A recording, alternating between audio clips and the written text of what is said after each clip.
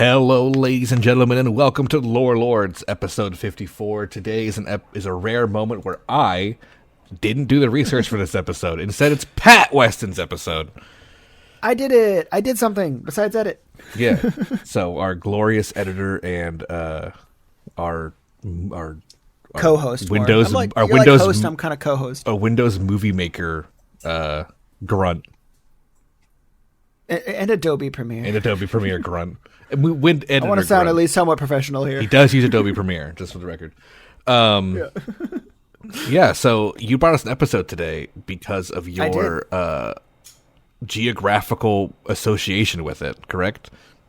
Correct. So, as people, and I've said this on Lore Lords before, I'm not a huge true crime guy, mostly because when we get into the minds of a serial killer, all it does is make me incredibly depressed and sad. And I don't like that. But there is one guy who was around for a little while and made it and got away for a long time from the great city of Boston, Massachusetts. And this guy's name was James Whitey Bulger. And he was an incredibly violent and some would say evil man who basically owned the criminal underworld in Boston between like the mid 70s through to like the early 90s. Oh, that's a long time. I thought this was just like a 70s thing. Oh, no. It goes on for quite a while. And I mean, there's a lot of drama that happens. So, you know, so I kind of broke this up into three parts. Like there's his early life stuff, and then it goes into his rise, and then and then we'll just talk about like his criminal activities and like all of his different crimes and whatnot. Right. Basically, like what did he do? How long did he get punished for? That kind of stuff. So, but yeah. So, for those who don't know, James Whitey Bulger was born September 3rd, 1929. So before the First World War. Oh, wow. Or Second World War. Sorry, before the Second World War. Oh yeah, he was old as hell. I assumed it would be the 40s. Oh, right. And he died in October 30th of 2018 at the age of 89. He lived a very long time. Was he in prison when he died? Yes, he was. Oh, okay. And guess how he died? I'm going to guess he had cancer. No, he got beaten to death. Oh. Okay, an 89-year-old man, huh? Yeah, pretty kind of. I mean, you know, he made a lot of enemies, and we're going to talk about it. So, you know, he was not a popular figure because, and we'll get into this a little bit more as time goes on. But one of Whitey's biggest things was he would attack other criminals. That was kind of one of his things, and that's how he kept Boston basically in his grip for a while, you know. And so anyway, he was born in September 3rd, 1929, to what was it? James Joseph, or no, what? Sorry, what was his dad's name again? Oh, yeah, he's junior, so his dad was also James Bulger as well. So James Joseph Bulger Sr. from Harbor Grace, Newfoundland. And which is now just Newfoundland and Labrador, and you know, in Canada, that whole thing. And Jane Veronica Jean McCarthy, a first-generation Irish immigrant. Plays a big role in this is Irish stuff. If you know anything about Boston in general, there's a very big Irish pride stuff there. Part of it, the culture of Irish pride in Boston genuinely comes from like these guys. And this is like the dark side of the Irish pride, not the good stuff. Like we have the Celtics, yay, Boston Celtics, great basketball team. That's like the happy stuff. Oh, and we did have a lot of Irish immigrants. Oh, sorry, someone in chat just broke my mind. The Johnny Depp is Whitey Bulger in the movie Black Mass. Yeah, I just made that connection right now. Okay, so I know that movie. So maybe I know more about this than I thought. Yeah, maybe. Because when you first mentioned the name Whitey Bulger, I'm like, I don't know who the fuck that is. Like, I didn't know that name. So right. I remember watching Black Mass too. A good movie. I liked it. Okay. Although it's been a little while, so I don't know which one. Right, so here's it's about that. This is our Black Mass special episode. Got it. I guess so. Also, The Departed is loosely based off of Whitey Bulger as well. Oh. So, yep. Okay. Because you know, like. Because we'll get into the FBI informant stuff, but like, you know, all those scenes between like Mark, like those were all like that's all very much tied into Whitey because he had the same thing going. Well, again, we'll get into it, but like very cool. He had FBI informants in his pocket. I wanted to mention that now for people who like maybe have seen that movie. Like this is that character. He's a real person, and here we are. Yeah, oh yeah, big time real person, and he was pretty fucked up. But anyway, so he was born in the late 20s, so during a terrible time. And Bulger's dad was a union laborer and occasional longshoreman. However, he lost his arm in a work accident, which threw his family into poverty.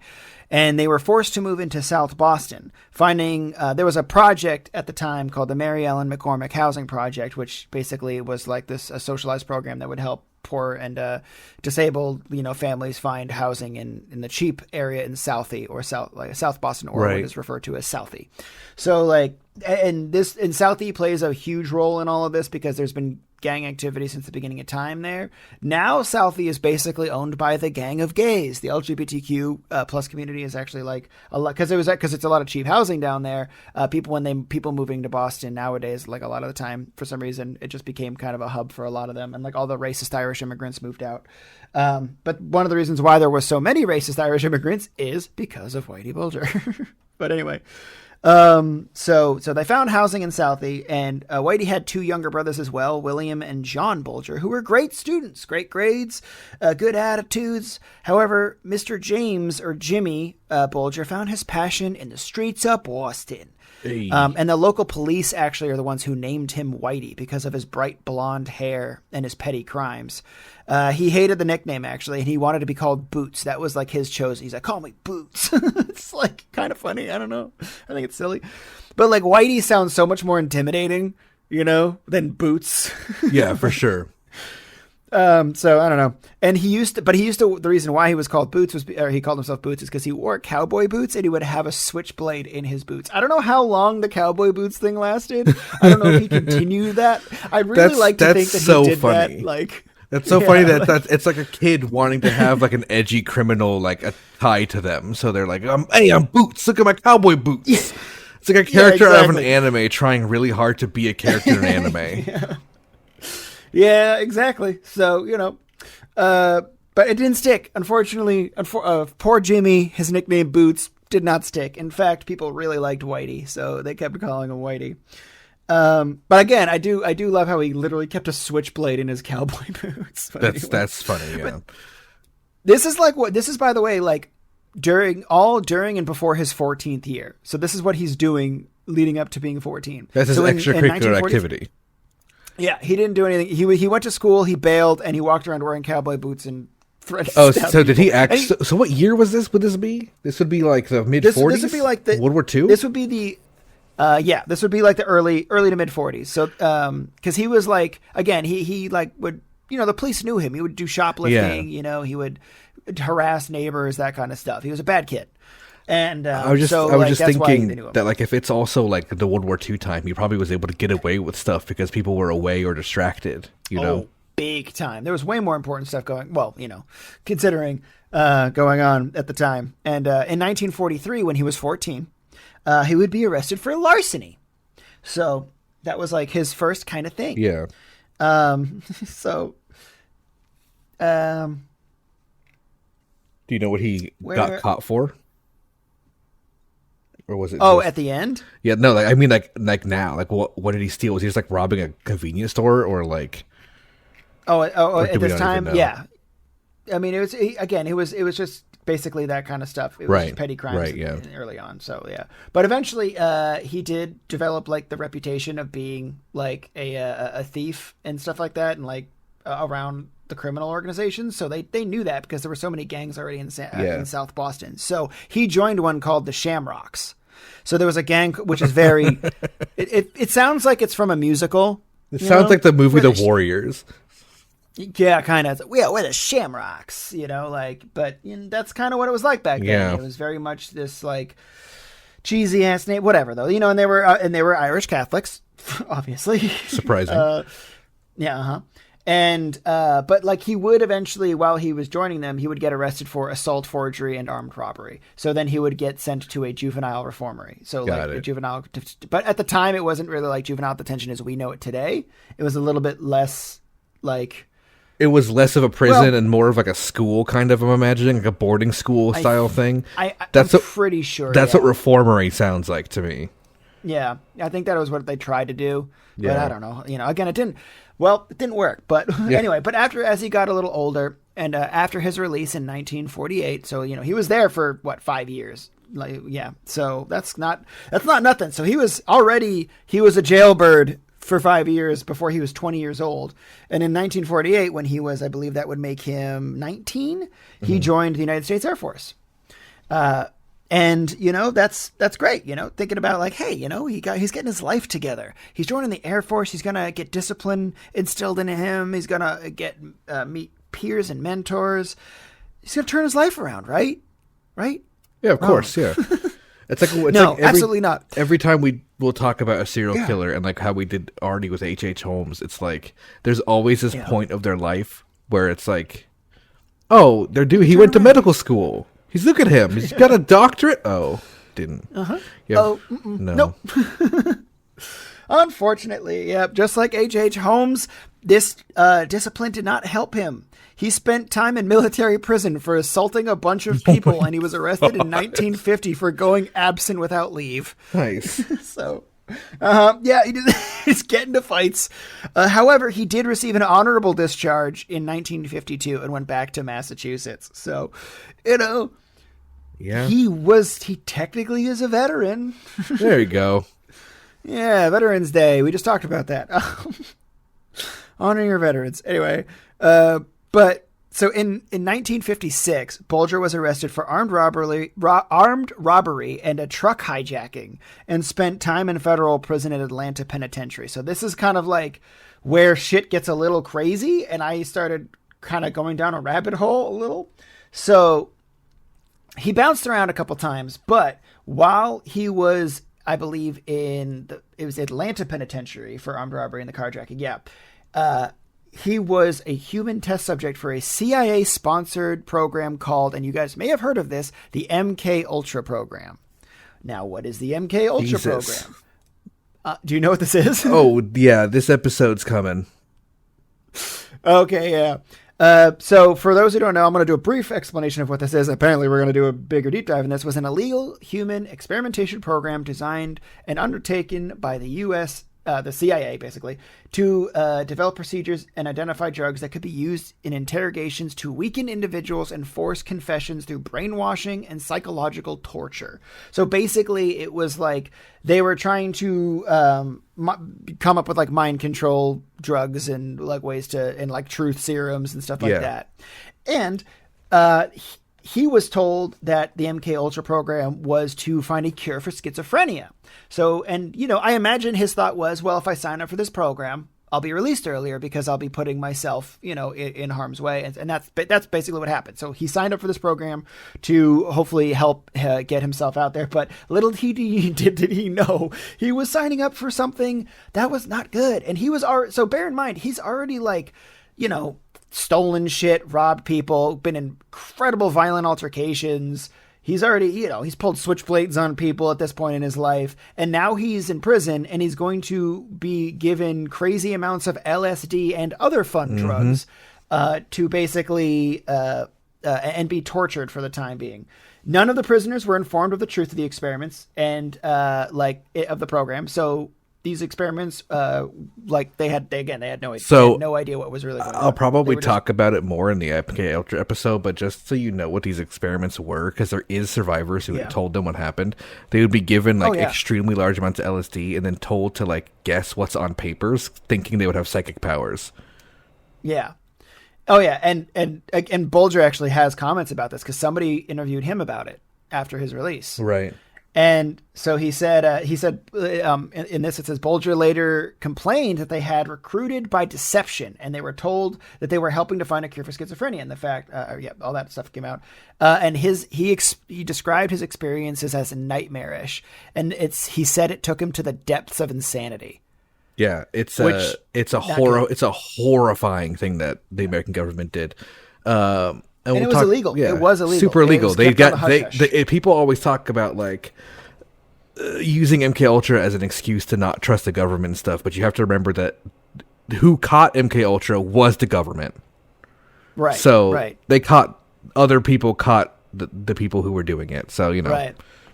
Well, there's a lot of there's a lot of debate whether the FBI, I understand the existence of a lot, but the CIA is one of those things that people are very much like, why do we have this? Yeah. We don't really need it this. was Whereas, the MK Ultra was also run by, I think, the Japanese war criminal scientists who we hired after World War II. It started that whole thing. So that makes sense. Yeah. Well, yeah. Well, our boy Whitey Bulger, a man already prone to violence and aggression, decided. Well, again, he didn't actually know, but he was tortured. He was loosely tricked into being a part of a crazy government experiment. Yeah, and which is not good. And you can imagine what that would do to somebody like this, Yeah. And it broke him for sure. I genuinely believe that, I always thought he was from reading his previous life, he was clearly a shitbag, a bad guy and like a bad kid and everything like that. But this is what really definitely made him go from a bad egg to an absolute dictator level psychopath. Because because like he said, he said it himself. It took him to the depths of insanity, which is what does that mean? Man, looking at his mugshot, he looks like a generic soldier NPC. He doesn't he? Yeah. That perfect widow's peak in hair. That's the Alcatraz mugshot too. Oh fuck! It does say Alcatraz. He went to fucking Alcatraz. Yeah, dude. He was at the Atlanta Penitentiary. Oh yeah, I didn't even finish talking about his prison time. So yeah, in Atlanta Penitentiary, he did the MK Ultra shit, and then he was bounced to Alcatraz Penitentiary in California for a while, and then again a couple of years later, bounced around to Leavenworth Federal Penitentiary and then Lewisburg Federal Penitentiary. All, by the way, are very famous. If you know anything about prisons, are very famous prisons. All of them. Everyone knows Alcatraz, but Leavenworth is also a big one. And the Atlanta Penitentiary is obviously a big one, mostly because of the whole, MK Ultra thing. But Lewisburg Federal, it's all, again, it's he went to some of the biggest, places, and you can imagine didn't have a great time. But then he got out on parole in 1965, and after he had served 9 years in prison, so 9 years bouncing around from prisons and being tortured. He wouldn't be arrested again for another 46 years. Wow. Just he did not get arrested again for 46 years. And it's not that people didn't know about him. It's because we're about to get into part 2, which is basically his rise. And, so how long was he in prison for from the military? So he was in military prison, right? For a little while, yeah. And then he got honorable discharged. And he was only, he was in, I believe, let me look back at the Air Force. After his, 1948, he joined the United States Air Force, and then he was discharged in 1952. So he probably spent at least a year or two. In 1950, he went, I have that written right down here. Yeah, 1950, he was arrested. But probably 2 years. What got him into prison for the MK Ultra shit? The burglary, for the robbery and hijacking. Armed robbery and hijacking. Okay, yeah. Got it. So that's why he was in prison for so long. Yes, he was in prison for so long because it wasn't just that an armed robbery. He hijacked someone's truck. And bear in mind, a hijacking isn't necessarily just like you broke into someone's car and took it. You took it from someone in the car. It's like Grand Theft Auto, basically. You ripped the dude out of the car and dumped it. Right, yeah. So it's a little bit of, it's assault basically along with stealing someone's car. So, and he may have had a hostage in there. Who knows? But yeah. So, Kevin Weeks, by the way, is kind of somebody who I'll bring up a couple times. He was the guy who served. He was also in the MK Ultra program as well, and he was somebody who knew Bulger well and spoke to him in prison a lot. So Weeks kind of has. So that's a name that might come up a couple times is Weeks. Yeah. So that might be a weird thing though, because it's a time of date. But anyway, so yes, after he got released in 1965 after 9 years, and then you know where he went back to. He went back to Boston. So he worked as a janitor and a construction worker for a little while, trying to keep that honest living. I don't know if that was his decision or, maybe he got put in a program that gave him a job like that or something, whatever.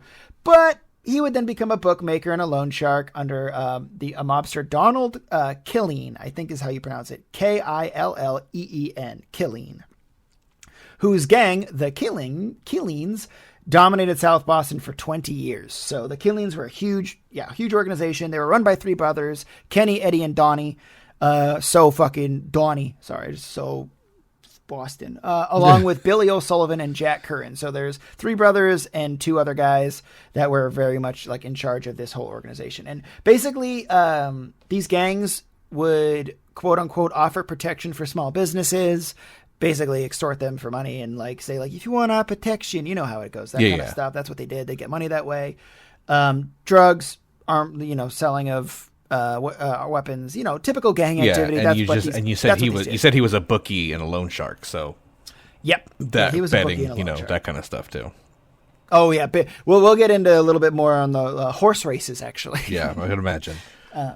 Yeah, so there's a lot of that going on, and they were out of a cafe called the Transit Cafe, but then Whitey eventually named it the Triple O's, and the Triple O's is kind of like one of their bases of operation. It's like their public base, but it's it'll come up a couple times, I'm sure. So anyway, so there was a rival gang at the time called the Mullen Gang, and there was an accusation that Kenny, one of the brothers, killed Mickey Dwyer, a member of the rival Mullen Gang, and that during like a brawl, like they went to the Transit Cafe and there was a brawl there. Again, when it comes to gang violence, bear this in mind. There's so much like allegedly because a gang will say anything to get out of it. So we don't know who started the fight. We don't know if he was even in that building. Yeah. We don't even know if the guy who beat up Michael Dwyer or whatever, shot and mauled Michael Dwyer, was even a gang member. It could have just been some fucking other random dude. But, any excuse to cause problems with another gang was all they needed back in these times. So, like, they heard about the Mullen Gang heard about Mickey getting shot, and they're like, fuck it, we're going after the Killins, basically. And so then that started basically a turf war between the Killen and the Mullins. So that was, it just sounds like 2 last names. It's like the Montagues and but anyway, it was during that war that Bulger was set out to commit that week's described as his first murder of Mullen member Paul McGonigal.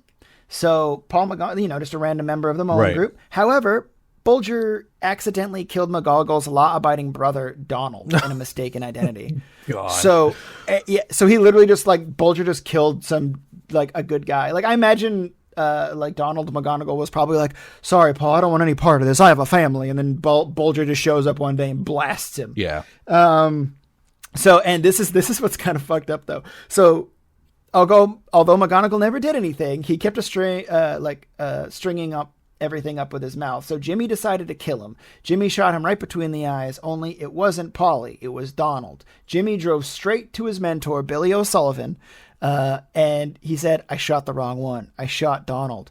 Billy O'Sullivan said, don't worry about it. He wasn't healthy anyway. He smoked. He would have gotten lung cancer.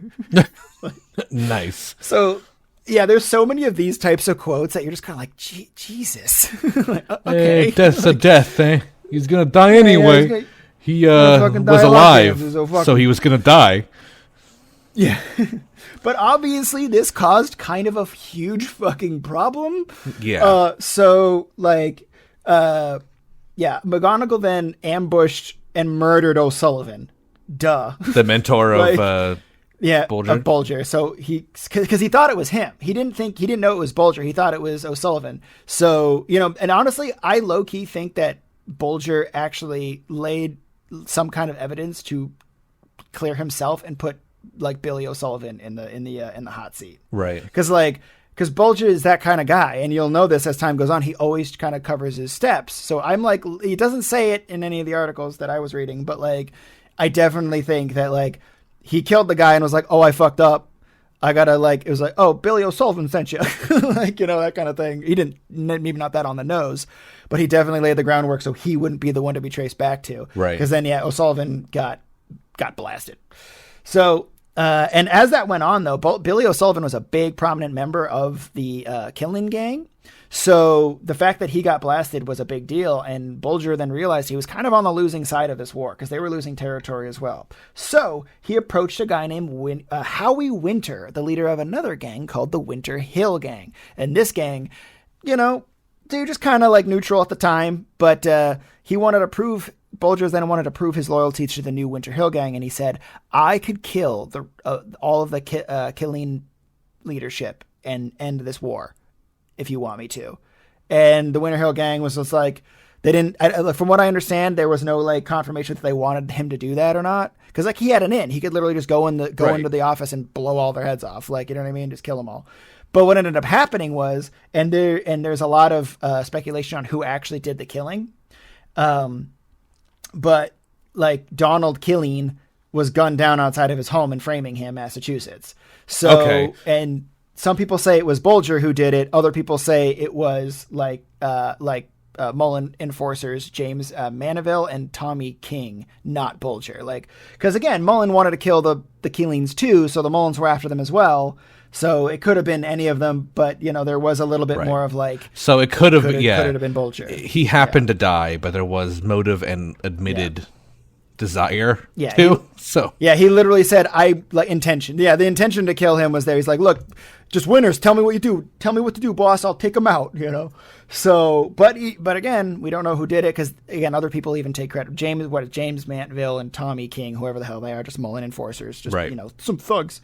They did it, but.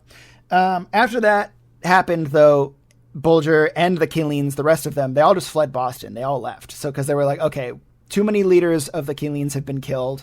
Like one of the brothers, Billy O'Sullivan's got clapped.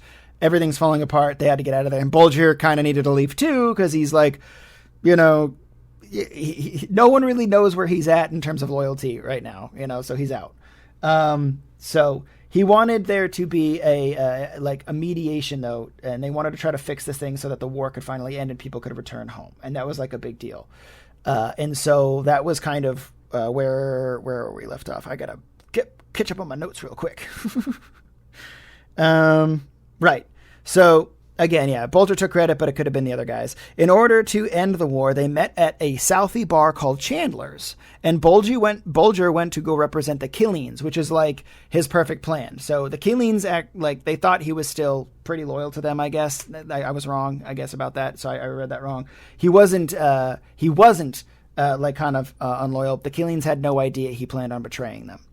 But the murder of Donald Killeen became an opportunity for him. So he said to the Keelings, let me go to this meeting and let me be the mediator for us and try to make peace. And the Keelings were like, yeah, okay, we'll send Bulger. He's not one of the rest of the heads. We can send him out. And Bulger basically there, he ended it. He's just like, he surrendered the Keelings. He's just like, all right, yeah, whatever. Like, we're done. We're not going to do it. Like that might not have been what the Keelings wanted. They may have been, hey, give us some power back and we'll stop the fighting, that kind of thing. But instead it was just like Bulger just totally sold them out. Right. And then he went with a couple of enforcers to find Kenny Killeen, like one of the last brothers left. And he said, it's over. You're out of business. No more warnings. And he had two of his enforcers, Stephen Flemmy, who's important, and John Martirano, who, I don't know if he's very important, but like those two guys are like the enforcers of the Winter Hill Gang. So like they went with Bulger just to be like the intimidating beef, like, you understand there's three gentlemen in this car and they could all blow you away right now, Kenny. It's over. The Keelings are done. So that was it. So the truce happened. So in 1972, there was a truce. The war was over. And then Bulger and the Mullins were now in control of South Boston's criminal underworld. And so, Bulger basically used the Winter Hill Gang to help get control of the Mullins and take down the Keelings. So he was a backstabbing. He was a backstabbing son of a bitch, but he was out for himself. He played the game. Claimed the latter. He played the game. Oh, yeah. He says something along those lines in a little bit, which you'll probably like the quote, too. So so now he's not a leader yet, but now he's one of the most, he went from being a bookie, basically now to, the hand of the king type of guy. I was just going to say, he's giving me strong Littlefinger vibes. Yeah, kind of, yeah.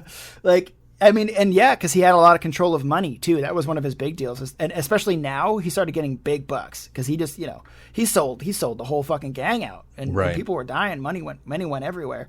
So, yeah, they were in control of the criminal underworld now. So the Mullen gang and Bulger basically, and the Winter Hill gang, FBI, and there was an FBI specialist, Dennis Condon, as I believe how you pronounce it, I'm not entirely sure, says that the gang tightened ship after that, and Bulger wrote a request that they would kill anyone who stepped out of line. So like when Bulger started to like take over a little bit, it got like dictatorial. So like if you were a criminal and you were supposed to be at a certain place and you weren't there and you missed out on like a heist or like a small thing or whatever, like Bulger would just go to the leadership and go like, hey, this person stepped out of line. They're going to be a huge detriment to us. We just kill them and take them out. And they'd be like, okay.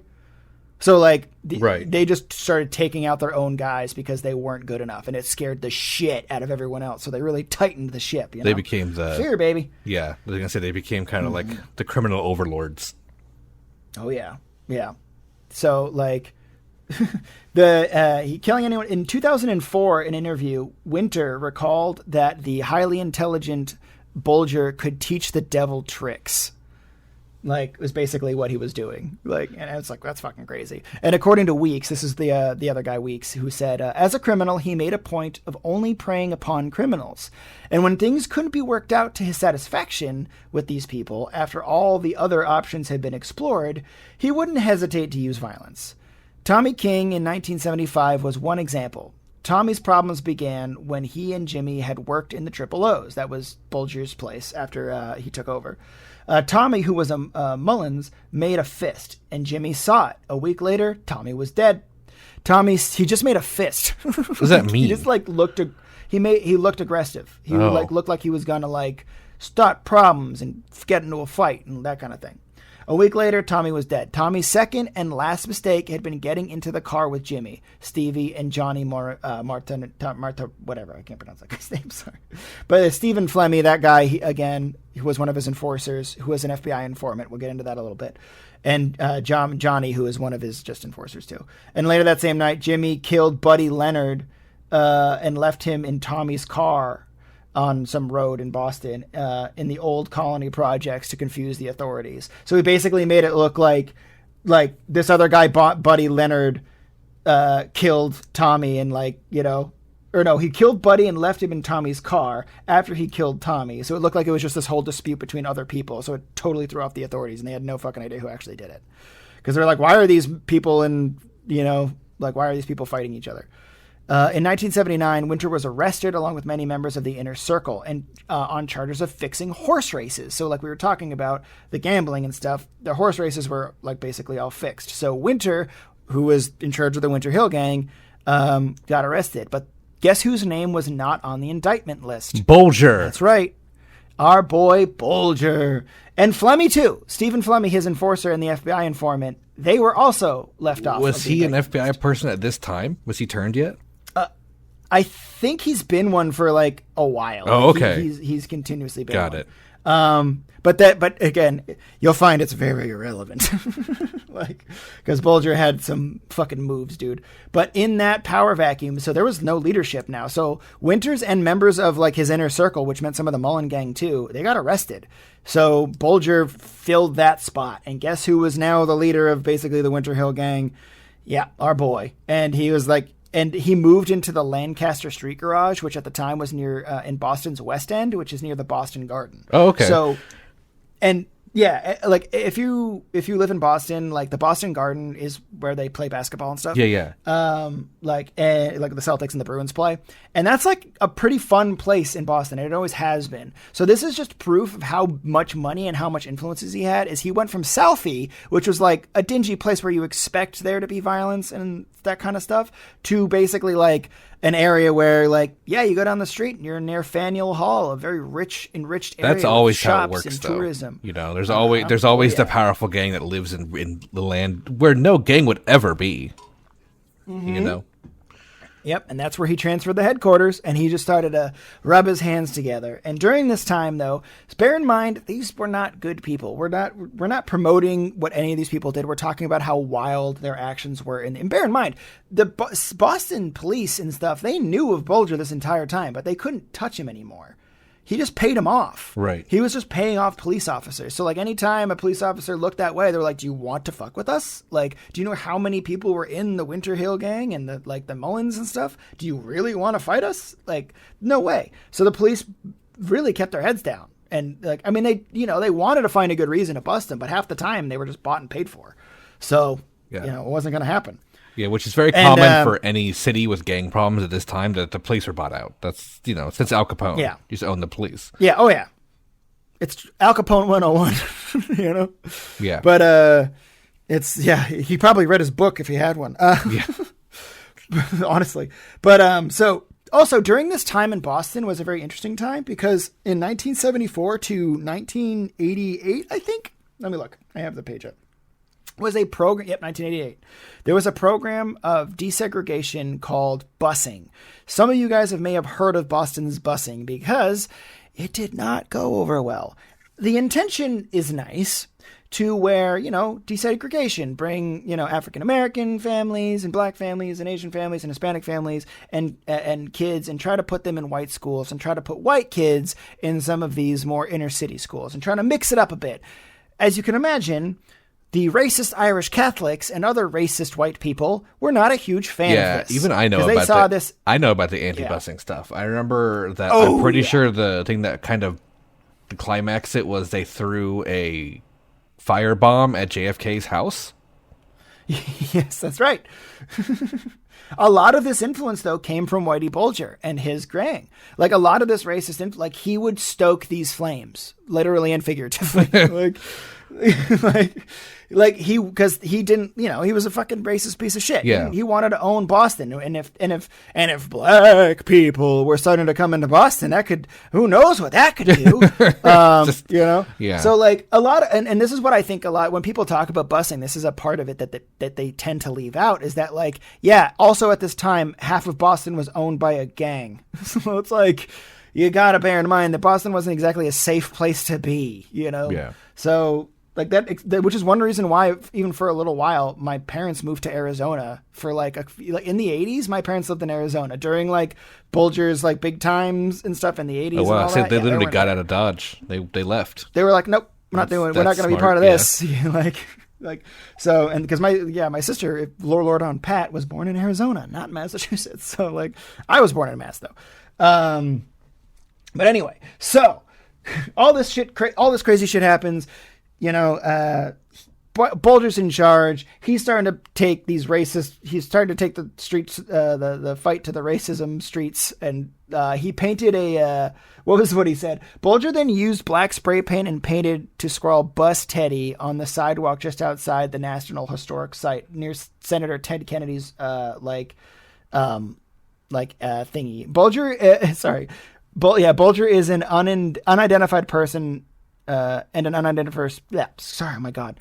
I'm super hyper. I'm all caffeinated right now. 1 year later, on September 8th, 1975, Bulger and an unidentified person tossed a Molotov cocktail into John F. K. Oh, so he actually threw the fucking firebomb. I didn't know he was. Yeah, it was him. I just knew that as the event that kind of ended the whole thing, or kind of brought more attention to it nationwide because JFK's fucking house got burned down.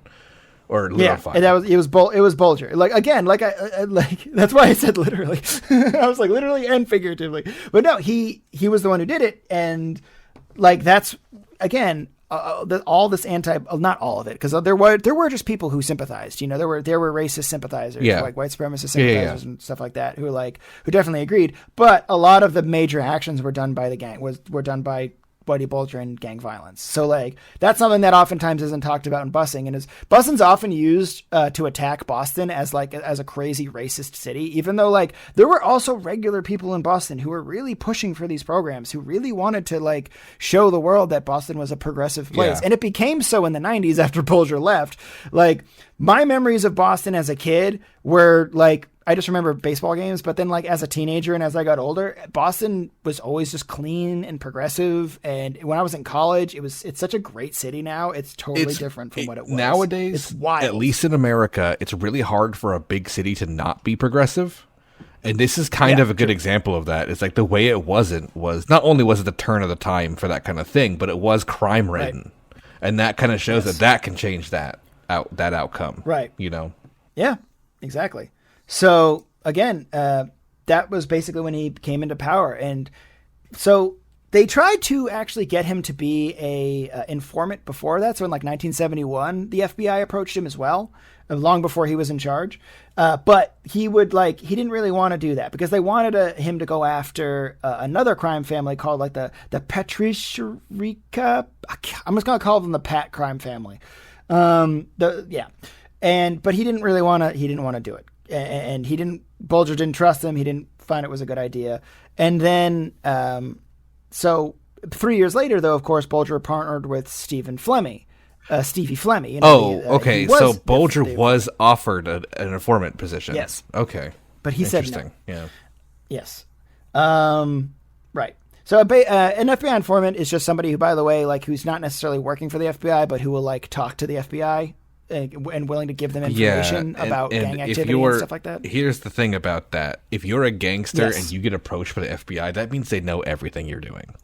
And that means that you could be fucked for life. So a lot of people take it because they'll say, we're going to forgive everything you've done or you're doing. Yeah. And we're going to you're going to get everyone else turned over. So a lot of people take the informant. A lot of people do. Yep. And Bulger said no. Yeah, that's wild. That means he had such a fucking ego. Yeah. Oh, he did. And again, Stephen Flemmi, though, he was an informant. And he knew that. So, like, his partner, one of his enforcers with the Mullen and the Winter Hill gang, was literally an informant for the FBI. And did he know Bulger denied the informant position? Oh, yeah. But yeah, where did I leave off? So Connolly failed to get his trust, and he boasted to his fellow agents about how he had recruited Bulger at a late-night meeting. And then he alleged that the FBI could help Bulger's feud with the Pat crime family boss Gennaro Anguillan. I can't pronounce Anguialo. I don't know. It sounds. I looked at that. It looks like Patriarcha, the Patriarcha family. Patriarcha family. Yeah. Okay. Patriarch. Yeah, Patriarcha family. Yeah. Patriarch. That's a sick ass name. Honestly, it is cool. Yeah. Definitely sexist for sure. Yeah, that's a king. That's like a king. It's like a fake name. Yeah. After listening to the pitch, though, Bulger apparently said to him, "All right, if they want to play checkers, we'll play chess. Fuck them." So like, fuck them's the best part of that quote. Yeah, absolutely. Bulger knew everything was going on. He's like, okay, I know who the informants are.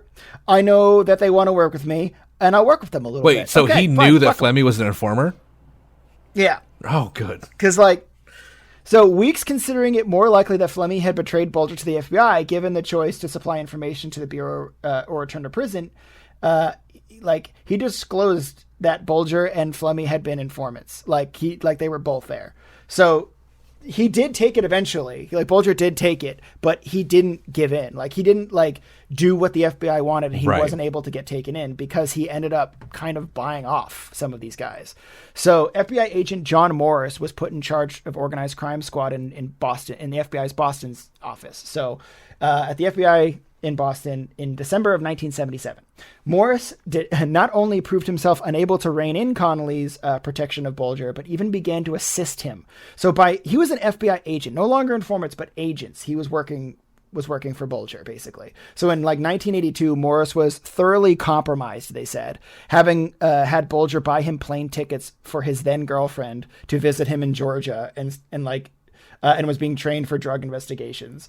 So he literally bought out FBI informants and his agents themselves to be like, no, just go. Hey, buddy, why are you looking at this? Instead, why don't you go visit your girlfriend down in Georgia? I'll pay for your drug training course. Go train how to identify drugs. Okay, buddy? No problem. I got up Boston. That's basically what he did. So he just bought everyone off. which is pretty wild. So, and that's basically how it went. And he just, and as time went on, he just basically, he owned, like, there's really not much more to say except for that he just owned everything, and he would like use his violence to get a hold of like whatever he wanted. This picture, scrolling down the pictures of him in the gallery, it says FBI surveillance photograph of Bulger with enforcer Stephen Flemmi circa 1980. He looks like Tony Soprano. Yeah, yes, he does. He just looks like Tony fucking Soprano.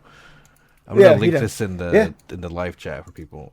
He looks like fucking Tony Soprano. Like, what the fuck? He looks like he's wearing a fucking bathrobe.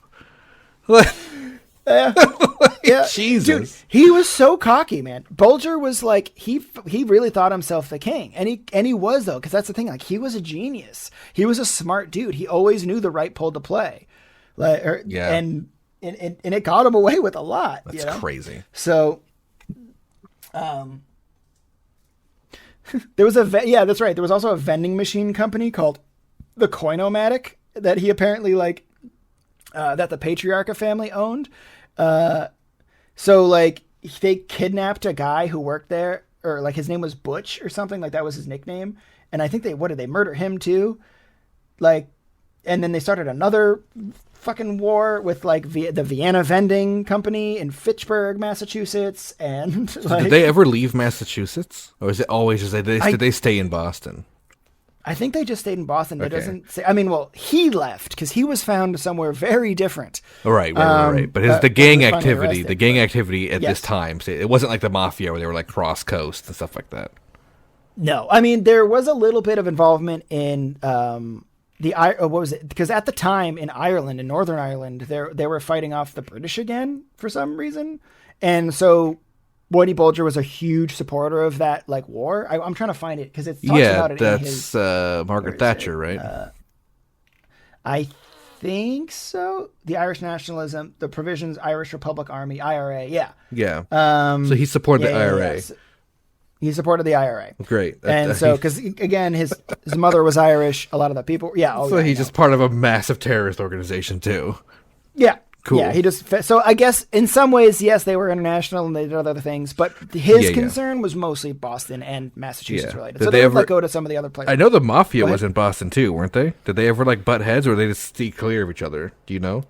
I don't know. They the thing that what I understand about Bulger and what makes him a very unique crime lord was that he was ruthless and like no mercy type of thing. Whereas there was a lot of sense of family in the Italian mafia, like, you know, like it's very exaggerated in like The Godfather and stuff, but that like, you know, why'd you do this to the family? This is terrible. We don't want to do this stuff, but we're going to do it because it's the job, it's the business. Whitey's just kind of like, oh, he disappointed me? Fuck him. Like, bang, killed him. Like, he didn't care. He had no remorse for people. Like, again, the difference of the Irish and the Italian crime families, I guess. Crime system. It's like, it was like he would, you know, the amount of torture that, because they found that guy who was working for that coin company, the Coinomatic company, Butch. He was just tortured. Like they kidnapped him and tortured him just to be like, you know, watch out. Like, you know, be I don't know if he died. I don't know if it says this bloody mob war shined a large spotlight on FBI agent Morris and caused an international investigation. Right. So like all this stuff going on between like these coin companies, basically these vending machine companies, caused like the FBI to start doing an internal investigation, being like, why isn't Agent Morris taking down this Bulger guy with all this violence happening? Like, what's going on? So they finally started looking into it. So in 1988, Bulger's work as an FBI informant was revealed publicly when the Globe Spotlight team, led by journalist Gerald O'Neill, published a story detailing his work with the FBI while still actively committing crimes. Rumors had yeah. That's my favorite line, by the way.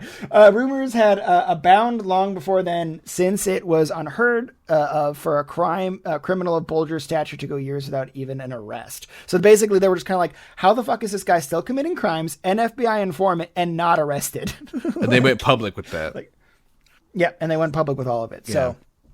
So I'm assuming this is when things start to happen? Oh, this is the downfall. Yeah. This is the downfall. So post 1988, after all that was revealed, he tried to hang on for a little while, but in 1995, I was 4 years old. Bulger and Fleming were indicted on racketeering charges. Yeah, you're a baby. We're babies. Bulger and Fleming were indicted on racketeering charges along with two Boston mafiosi, Frank Salami and Bobby DeLuca. Hey. Hey, Bobby DeLuca. Hey, what's up, baby? So there's so mafiosos. You got some mafia guys. Yeah. But he got away. I'll make that very clear. Yeah, he did not. Whitey Bulger did not get arrested here. He did not get put in prison. He got away, and he ended up hiding away as a fugitive.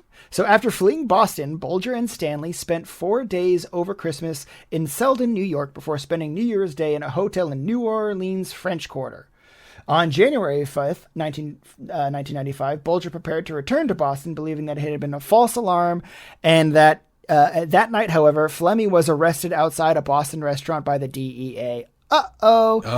Steve and his best buddies got. Boston police detective Michael Fleming, Steven's brother. Oh, that's actually, I didn't even know that. It was his own brother who took him in. That's so dramatic. That's crazy. Michael's brother took it. Steven's brother Michael took him in, informed weeks of the arrest. Weeks immediately passed the information on to Bulger, who altered his plans. Bulger and Stanley spent the next 3 weeks traveling to New York City, Los Angeles, and San Francisco before Stanley decided that she wanted to return to her children. They traveled to Clearwater, Florida. Wow, he bounced around a little bit before he went where he was found, because I think it's funny where he was found. I rolled over it when I found out. In Florida? No, he was found in Santa Monica. Oh, outside of an apartment in Santa Monica. Oh, like here? What was that? 2012? I think it was 2012 he was found? Fuck you. He didn't get arrested until 2012? Or 2011, something like that. After 16 years at large and 12 years on the FBI's 10 most wanted fugitives list, Bulger was arrested in Santa Monica, California on June 22nd, 2011. He was 81 years old at the time of his arrest. So he got away. He did all of this stuff and then just fucking yeeted for years. But then he got caught. He was captured. I remember this now. I don't think I realized ever who it was, but I do remember this being in the news out here. People being like, "Oh, this huge mob boss was just arrested." I think I just assumed it was some like a mafia guy. I do remember this. This was huge news in Boston, dude. Yeah. This was massive when this came out. Yeah, I remember it being all over. Everyone here. Was like, "Whoa!" Because at that time, I had just started like working in LA City, and I remember people talking about it like everywhere. Like, did you hear they caught that mob guy? You know, like. Now I realize what it is. Yeah, that's crazy. He basically lived an entire full life as almost as a successful mob boss. He spent 5 years in juvie and then 9 years in prison. So in total, 14 years and he was 89 years old. So basically, he lived a full life. You know. If he didn't, minus his prison sentences, he would have been in his 70s when he died, which is actually pretty normal for a guy. Yeah. You know? That's crazy, dude. He literally lived like a full life as a successful. Do we know how he got caught yet? Has that been made? Oh, we'll get there. Okay. Bulger was captured as a result of the work of the Bulger Fugitive Task Force. Oh. You better believe it. The FBI had people on it. They were looking for this motherfucker for so long. They thought he was dead for a long time. The assumption was that he probably went to Florida and fucking died. That was what my dad said. He's like, he's fucking dead. But no, he was there. So yeah, according to FBI retired FBI agent Scott Bacon or Bacon, I don't know. Here you have somebody who is far more sophisticated than some 18-year-old who killed somebody in a drive-by. To be a successful fugitive, you have to cut all context from your previous life. He had the means and kept a low profile. So that's basically how he got away with it. A reward of $2 million had been offered for information leading to his capture. This amount was second only to Osama bin Laden's capture for the FBI's most wanted fugitives list. Bulger had been featured on the television show America's Most Wanted 16 times. Wow. Yeah. What was the actual? I'm trying to find the actual like where he got like exactly when he got captured. Weeks and edited up. He was out. He got caught outside of his apartment. That's funny. Like I believe he literally just was like he was outside with his girlfriend. I think because he was dating this woman named Catherine E. Gregg or something. Yeah, Catherine E. Gregg, and she got. I mean, I think she got arrested too. So. But jeez, where's the exact thing? Authorities received a tip. Oh yeah, authorities received a tip from a woman in Iceland that Bulger was living in an apartment near the beach in Santa Monica. The Boston Globe identified the tipster as Anna something. I'm not pronouncing that in order. Oh, I see it here. I see it here. Oh yeah, Iceland. What the fuck? Anna, a former model. Yeah, Bjorn's daughter. Iceland. Oh wow. Mm-hmm. What the fuck? Wait, that's Bjorn's daughter? That's no fucking way. Yeah, Bjorn's daughter. That's how you say that. A former model, actress, and Miss Iceland? Oh, I thought you meant... Yeah. What the fuck? I thought you meant Bjorn. Never mind. I mean, it could be. But, I mean, yeah. Yeah. That's fucking crazy. Yeah. Uh-huh. Using a ruse, agents and other task force members lured Mr. Bulger out of his apartment, arrested him without incident. The second he saw them, he probably went, oh, all right. Like, party's over, you know? I just can't believe that. I imagine being the FBI person getting a call and being like, yeah, this is Miss Iceland, Anna Bjorn's daughter. Look, I just want you to know, I know where Whitey Bulger is. He's in Santa Monica. Yeah. So Bulger was charged with murder, conspiracy to commit murder, extortion, narcotics distribution, and money laundering. And he found more than $800,000 in cash, 30 firearms, and fake IDs. And yeah, okay. Cases outside the district. In Oklahoma, where Bulger is alleged to have ordered killing of businessman Roger Wheeler Sr. in 1981, Tulsa County District Attorney Tim Harris said, "It is our intention to bring Bulger to justice and to be held accountable for the murder of Mr. Wheeler." In Florida, Miami-Dade State, Attorney Catherine Fernandez Rundle said, "After a 16-year delay, I will be working to ensure that Miami jury has the opportunity to look Bulger in the eyes and determine his fate." Basically, all these crimes from across the country, people were like, we're going to hold you responsible now that he got caught, basically. Yeah. Yeah. Cool. Yeah, kind of, yeah. I mean, I don't know, to be honest, how much influence he had, you know, like across the country after he escaped and like bounced around and ended up in Santa Monica. I don't know if he made emails and stuff and was like, hey, take out this motherfucker. Like, I don't know if he was like still in the game or if he was just like, it happened to, you know, he just laid low.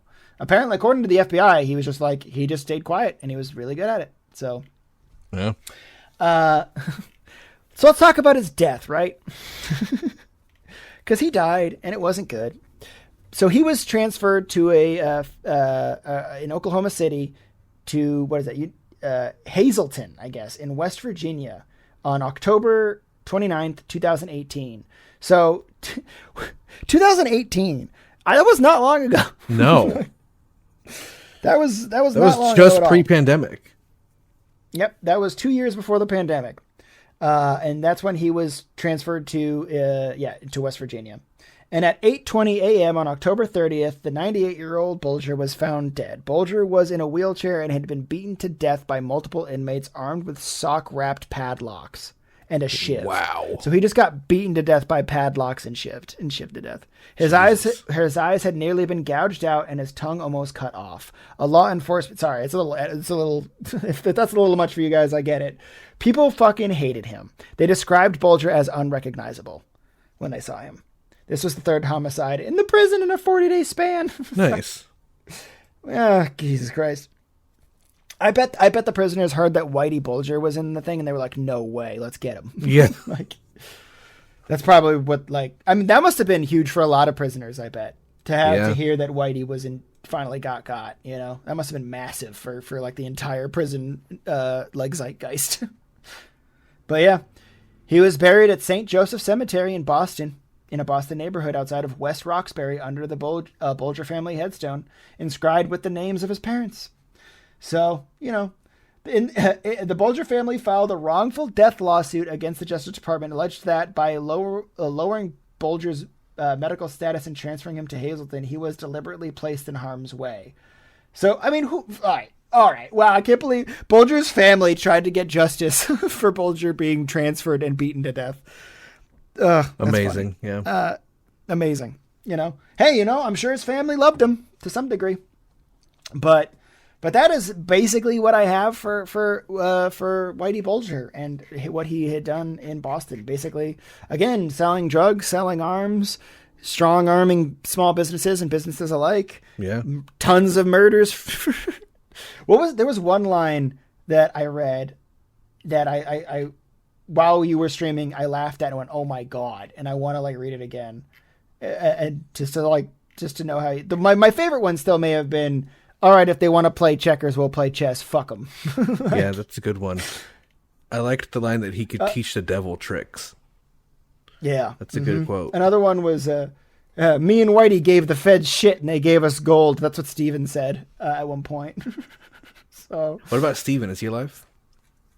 What? Yeah, let me look into that boy, eh? Stephen Fleming. Where is that boy? Yeah, Fleming. He's still alive, age 88. He's in prison.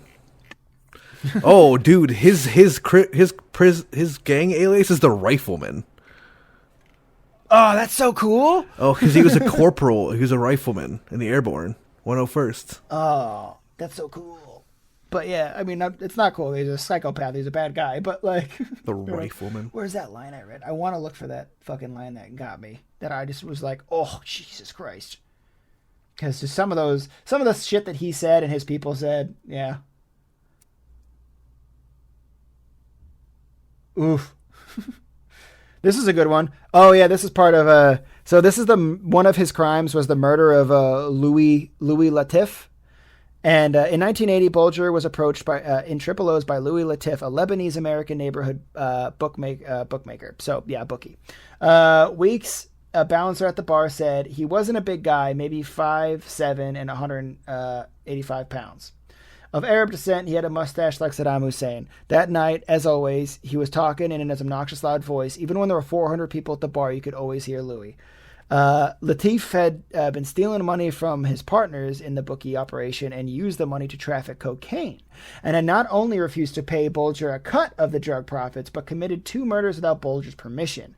Latif told an outraged Bulger he was also going to kill his partner, Joe the Barber, whom was accused of stealing from the booking operation. Bulger refused to sanction this, but Latif vowed to proceed. Bulger replied, "You stepped over the line. You're no longer just a bookie."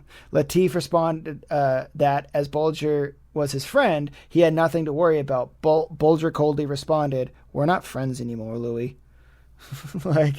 So at the time, Weeks was about to get married. Oh, okay, that's, I guess, thing. And shortly before the wedding, informed Bulger that he was having difficulty finding a seat for Latif at the reception. "Don't worry about it," Bulger responded. "He probably won't show."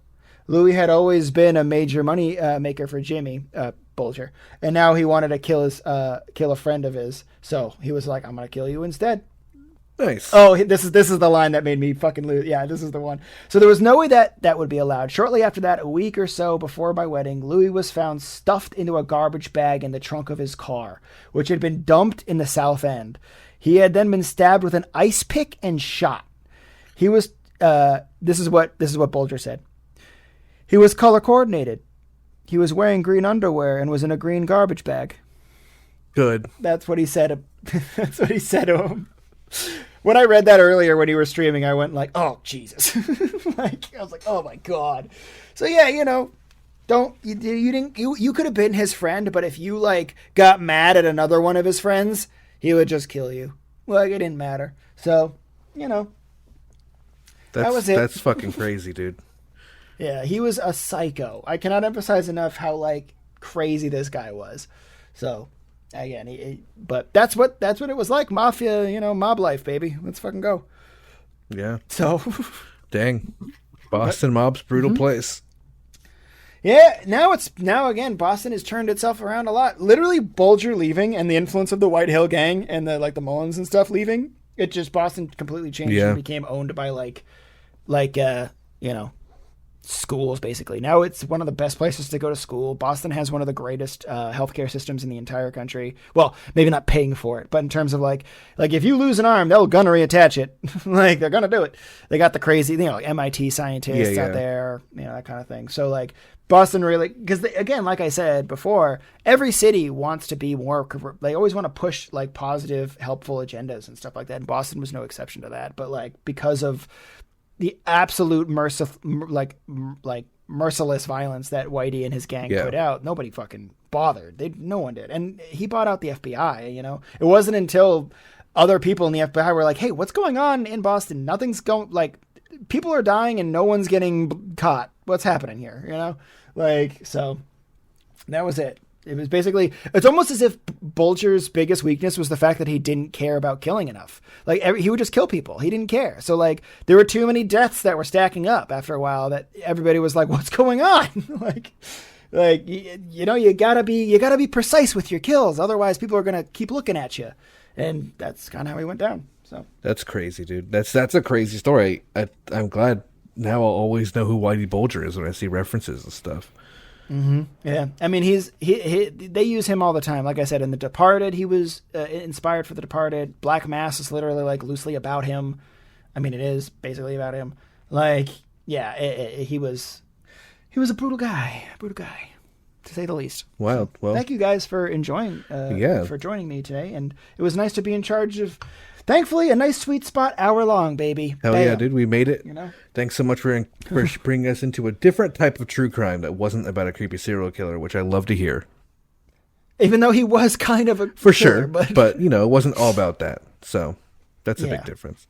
All right, guys, thanks for listening, and we'll see you next time. Goodbye.